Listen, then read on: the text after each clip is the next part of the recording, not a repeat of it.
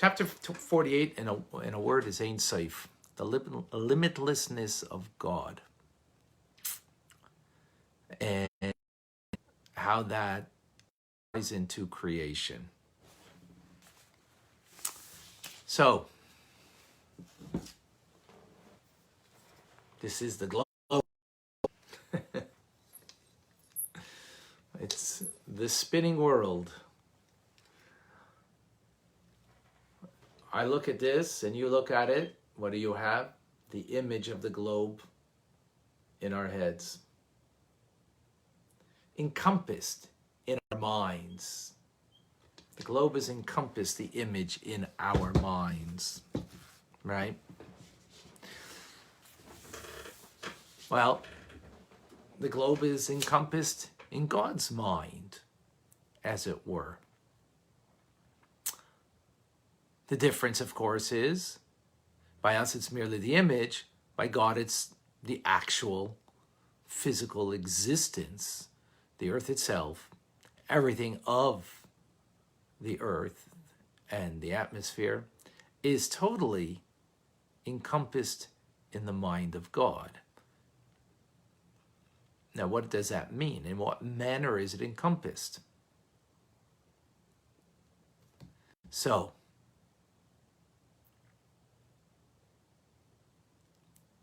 when I have it encompassed in my mind, means I have an awareness. An awareness because I'm thinking it.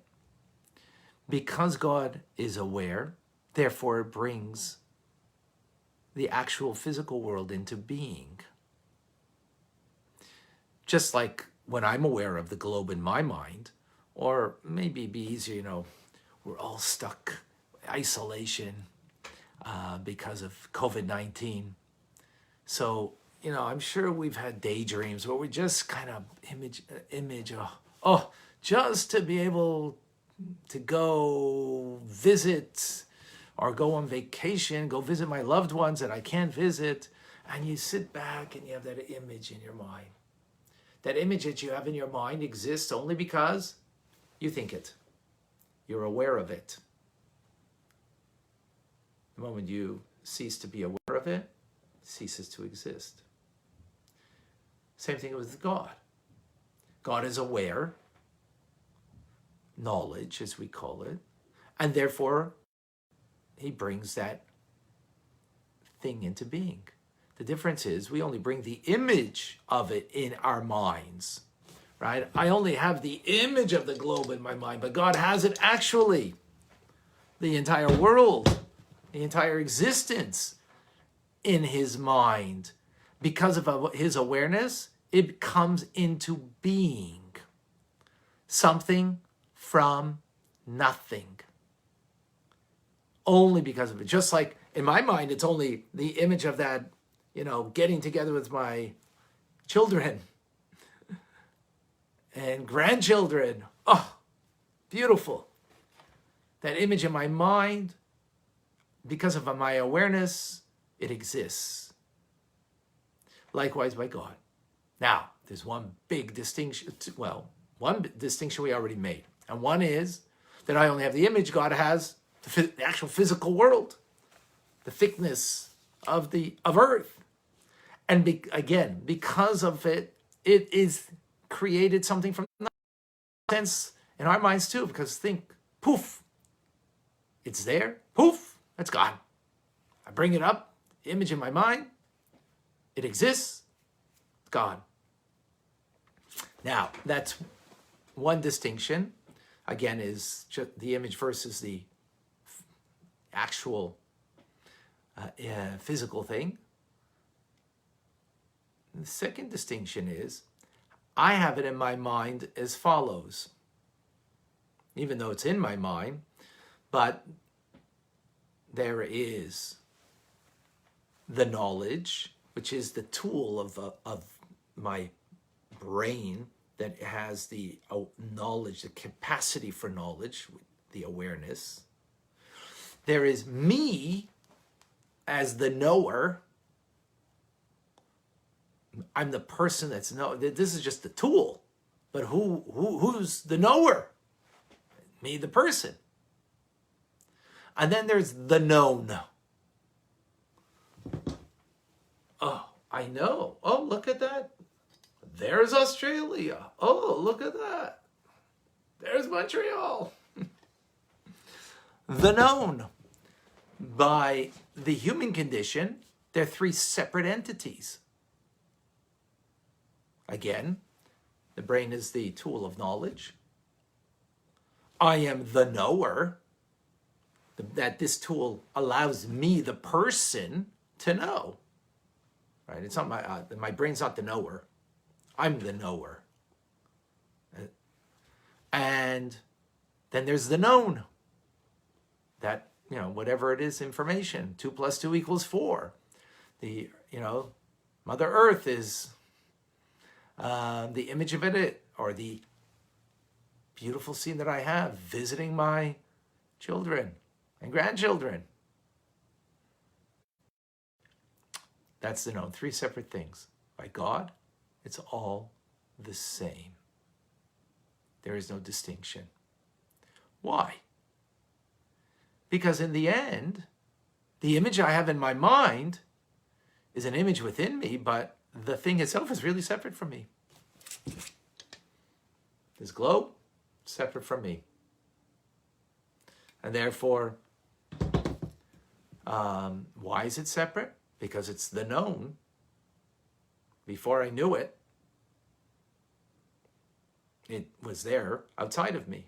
And now, the image of it is only in me, but it's something separate from me. By God, there's nothing separate from him. Nothing separate. So what do we have here? What do we have here? We have the limitlessness of God that is what creates the world, something from nothing by his awareness, because God's knowledge is infinite, not limited. And not only it's infinite, but it's totally bound in one with him. As opposed to my knowledge and awareness is not. There's the me and there's my awareness. There's what I'm aware of, the known. All separate 3 entities. By God Almighty, it's one in the same. And as a result that it's one and the same, there's nothing that's outside of him. Because what he's knowing, or the known, is of him, not outside of him. And bound up totally with the Ein Sof, with the limitlessness of God. And hence his knowledge, his knowing, the known, are all one with him. I hope that was clear. Now, just as a side note, there's a note here from the Alter Rebbe saying that, this idea of the knowledge, the knower, and the known as being one is a concept from the Maimonides, the Rambam, which the Kabbalists agree with, even though the Maharal from Prague was very challenged this notion. How could you say about God? You speak about God as God's beyond knowledge, not limited to any kind of knowledge. We call him HaKadosh Baruch Hu, the Holy One, blessed be He. He's holy, he's removed, he's separate, he can't describe him by anything. So the Alter Rebbe explains that's true. Both are true. One is speaking before Tzimtzum and one after Tzimtzum. Before Tzimtzum, contraction of any sort, there's nothing descriptive you can say about God. He's the Holy One, blessed be He, removed and beyond, and there's nothing, no descriptor. Once there is Tzimtzum, a contraction, and now there is 10 divine attributes. The very fact that there are 10, the very fact that they have a name, Chachma, Bina, Das, Chesed, Gvur, Tveretz, and Etzechoy, Yesod, Malchus, the 10, the 3 intellectual, Chabad, and the 7 emotive, that's already a name, scriptor. I can say that about God. Well, after contraction, yes. Nonetheless, even after contraction, those names of God or those attributes of God are bound up in one with God and therefore have an infinite nature quality to it. a descriptor, and infinite. So knowledge that's infinite. Before contraction, like the Maharal says, there's nothing to describe God. But in the process of creating the world, God does contract on that which is beyond in order that he can make from him a finite, limited world. Where does that finite, limited world come from? Ultimately from God, but in that process, it comes from the divine attributes, which those divine attributes, knowledge, has a descriptor to, yet it is bound up with the infinite, and therefore has an infinite nature to it. And therefore God, as he is knowing the world, he's bringing it into being. That infinite quality is hidden from us. Is it in this world? Absolutely. But it's not something that we can experience, because if we did, the infinite knowledge of God is, and we'd be like a ray of sun within the sun, we would have no existence. But God contracts upon it in a manner, or he is found within this world, this infinite nature of God, of his knowledge, but it is hidden from us. We do have from there a more contracted ray, and that's what we spoke about yesterday, the light of God as fills everything to make it its unique nature. A stone, a human being, an animal, similar to the way the soul fills the body and gives uniquely to the eye to see, the ear to hear, and an arm to be an arm. But that's not the point we're bringing out today. The point we're bringing out today is about the power of ex nihilo, something from nothing that comes from not that limited contracted of light that makes everything in its unique nature as God's light and vitality is enclosed within the created thing. But we're speaking today about the way God encompasses. That's the infinite light that is not, it's infinite within the world, but it's not revealed, because if it were to be revealed again, then there wouldn't be space for me to be. There wouldn't be a me. There wouldn't be a you. There wouldn't be a world. So that infinite knowledge is beyond us, of God's creative power within. And not just creative power within, the creative power that is creating ex nihilo, something from nothing. Me and you and everything else. In this lovely world. All within him. I hope that was clear. Very powerful idea. Where we're going with this? Well, we have to wait and see.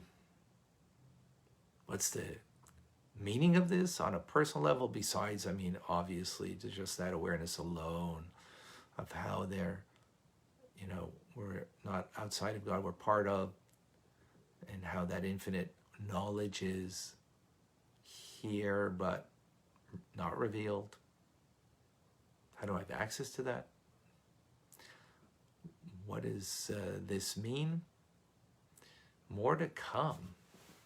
So stay tuned for the next chapter, which will give us greater insight into what we're learning. All right. So who did I not get a chance to say hello to? Tony and Eli from Austria. Thank you for joining. Tzvi from Costa Rica. Good morning. Jason from Montreal. Karen from Miami. Hello. Susanna is with us from Hollywood, Florida. Rick from the Chicago area. Thank you for joining. Anna. Is an awareness a kind of separation? Yeah, for me and you. Absolutely. Because that which I'm aware of is outside of me, but not for God. Yes, absolutely. Good point, Anna. Zelia, shalom. Deanna, thank you for joining us. Boker Tov. Stanley, thank you for joining. John from North Carolina. And another John from Jupiter, Florida. Thank you for joining in. We have Batya and David with us from Montreal. Thank you for being with us. Pilar, good morning. And Omar from Miami Beach. Shalom. Jack, shalom to you.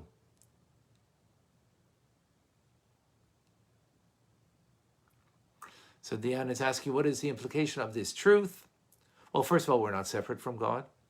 That's one implication. And in a practical way. But not only, and we're being created every moment by this power. So there's a lot of implications. Where we're going with this, we're going to see the implication in the coming chapter, what the point is over here, but there's an array of implications. One is just we're not separate. And second is that, God is recreating that from his infinite, so therefore we have infinite empowerment every moment. Every moment. But that's how we're going with this. Joatha from Brazil. Jane, Boker Tov to you in Chicago area. Ita, good morning. Angelina from South Texas. Karen, how does that relate when we create art or such like that wasn't there before, but we use the tools to paint that we do? A very good question, Karen. So, first of all, you're using tools. There is paint. Just the paint now is going on a different medium. So you're not creating something. You're kind of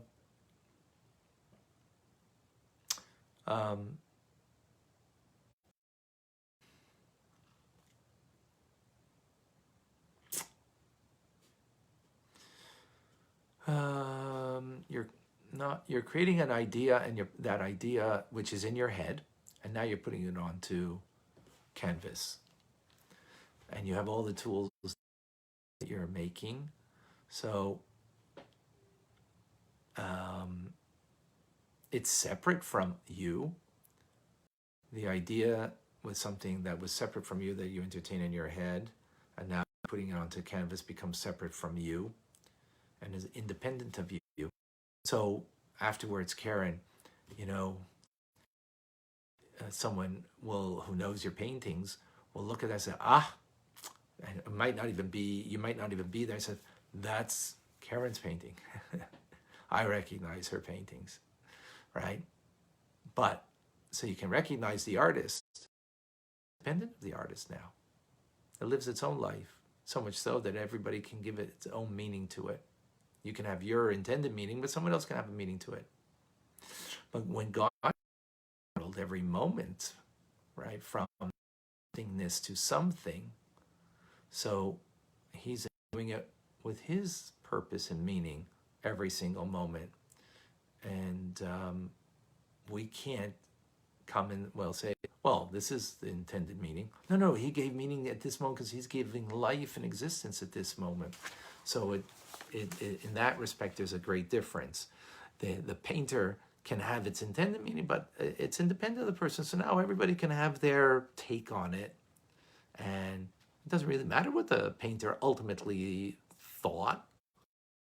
No, and you might be interested, but to you, it'll be what it means to you, which is fine.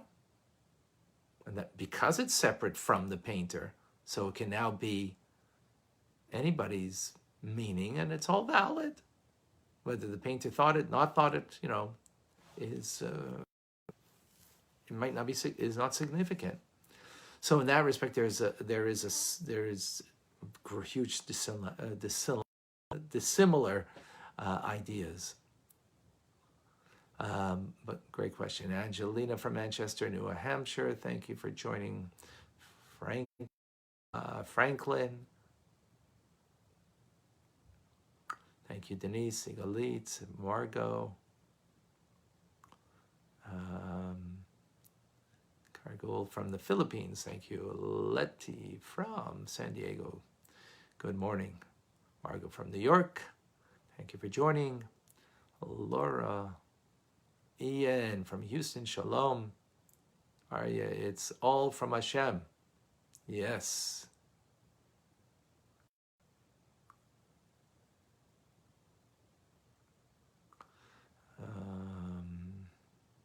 Okay.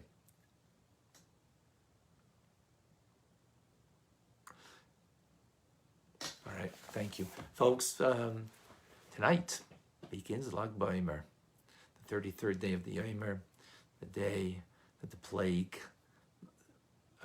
that ensued, the 24,000 students of Rabbi Akiva stopped and remained with only 5 students.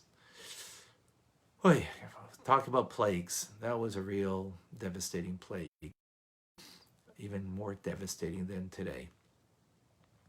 And it's a day that Reb Shimon Bar Yochai, author of the Zohar, a student of Rabbi Akiva, passed away, and he said, make this day into a celebration, my passing. And more of that to come. Tomorrow night we'll have a Fabrengen. For those who want to join us on Facebook with a couple of communities. So you're welcome to join us on Chabad ZK, Zichrai, on Facebook tomorrow night, 7:30. But some more Lag BaOmer to come. In the meantime, Tov, have a wonderful week. Please share the Alter Rebbe's teachings with others. I'm Rabbi Ronnie Fine, coming to you from my home in Montreal, Canada, where it's a privilege and a pleasure to share with you the Tanya. Have a wonderful day.